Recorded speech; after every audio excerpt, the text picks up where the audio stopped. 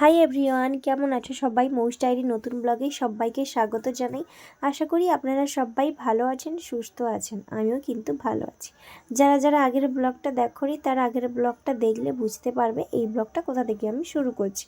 এটা সেকেন্ডের ব্লগটা শুরু করছি। সবাই মিলে বেরিয়ে পড়েছি। এখন ভোর 6টায়, 5টার দিকে গাড়ি দাঁড়িয়েছিল না 4টার দিকে, তো 1 ঘন্টার মধ্যে আমরা 1-1.5 ঘন্টার মধ্যে রেডি হয়ে সবাই বেরিয়ে পড়ছি নবদ্বীপ ঘোরার জন্য। কিন্তু এসে দেখি এখন এত কুয়াশা ভর্তি রয়েছে, তো যে কারণে নৌকা পারাপার হওয়ার রাস্তা না দেখতে পাওয়ায় আমাদেরকে বললো 1-2 ঘন্টা পিছিয়ে যেতে, যতক্ষণ না এই কুয়াশা কেটে যাচ্ছে। তো সেই জন্য আমরা আবার ঘুরে যাচ্ছি এবং অনেকে বললো চলো তখন আমরা মায়াপুরটা ঘুরে ফিরে দেখে নিই, তারপর আমরা যাব নবদ্বীপের উদ্দেশ্যে। তো সেই অনুযায়ী একসাথে 6-7টা টোটো ঠিক করে আমরা কিন্তু বেরিয়ে পড়েছি প্রায় গ্রামের প্রত্যেকজন। তো এখান থেকে প্রথমেই এই মন্দিরে আসি এবং এই মন্দিরে আসার সঙ্গে দেখতে পাচ্ছি এখানে সবাইকে তিলক কেটে দিচ্ছে। এখানে কিন্তু খালি কপাল দেখলেই তোমায় তিলক কেটে দিবে। তো আমি প্রথমে বুঝতে পারছিলাম না যে এখানে এসে সবাই তিলক কোথায় করছে, কিন্তু দেখলাম লাস্টে আমাদের কাছে দাদা চলে এসছে।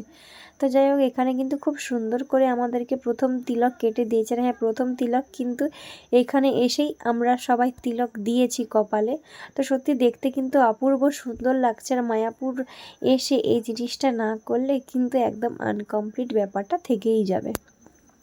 তো সকাল সকাল বেরিয়ে পড়েছি এখানে ঘোরাফেরা করে। এখানে পাশাপাশি অনেক মন্দির ছিল যেগুলো দেখার মতোই ছিল, কিন্তু পার হেড এখানে সব জায়গায় 10 টাকা করে নিচ্ছিল, কেন জানি না।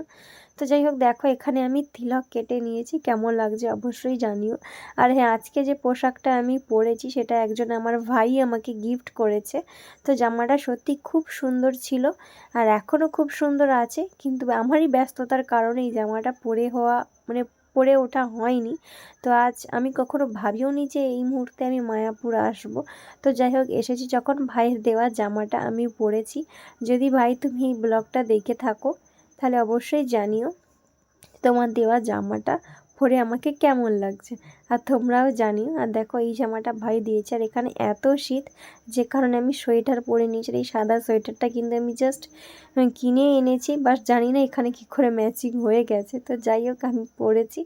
তার এখানে দেখতে পারো আমরা এই নদী পারাপার হব বলে এইখানে আমরা বোটে উঠে পড়ছি। আর এখানে প্রায় যতজন নৌকা ভর্তি হয় পুরো হাফজনই আমাদের পাড়া লোকেই ছিল এটা ভর্তি হওয়ার পেছনে। তাহলে কতজন এসেছি এক পাড়া থেকে তোমরা বুঝে নিও আন্দাজ অনুযায়ী। প্রায় 40-45 জনের বেশি আমরা এসেছি বাড়ি থেকে, তো একসাথে। তো এখানে আমরা সবাই কম বেশি আনন্দ করছিলাম নদীর পাড়াপাড় বসে। আর এখান থেকে টোটো ঠিক করা আছে, আর প্রায় আমাদের এত টোটো দাদারা ঘুরিয়েছে, প্রায় 11টা মন্দির। লাস্টে আর চলতেই পারছি না, পা হাত পা সব ফুলে গেছিল। আর যেহেতু আমরা বাসেই ট্রাভেল করছিলাম, তো যে কারণে পা ঝুলিয়ে রাখার জন্য রেস্ট না পাওয়ায় পা হাত পা আরও বেশি পরিমাণে ফুলে গেছিলো। তাও আমরা ফাটিয়ে এনজয় করেছি, ফাটিয়ে ঘুরিয়েছি এবং ঠাকুর দেখেছি। হ্যাঁ, আর এখানে কিন্তু ঠাকুরের নামে সব জায়গায় ব্যবসা শুরু করে দিয়েছে। এটা খারাপ লাগলেও শুনতে এটাই সত্যি, কারণ এখানে যে কোনো জায়গায় ঠাকুর দেখতে গেলে, ঠাকুর দর্শন করার জন্যই পার হেড 10 টাকা করে নিচ্ছে। বাট ভেতরে গিয়ে আমরা জাস্ট আমাদের বাড়িতে যেই রকম ঠাকুর রয়েছে বা পাশাপাশি গৌরাঙ্গ এইসব ঠাকুরই রয়েছে, বাট ঠাকুর দর্শন করার জায়গায় পার হেড 10 টাকা করে নিচ্ছে। এটা তো আমার একটু আনকমনই লেগেছে। তবে যাই হোক, এখানে দেখতে পাচ্ছ হরিণগুলো রয়েছে, এখানে আমরা দেখতে আসছিলাম।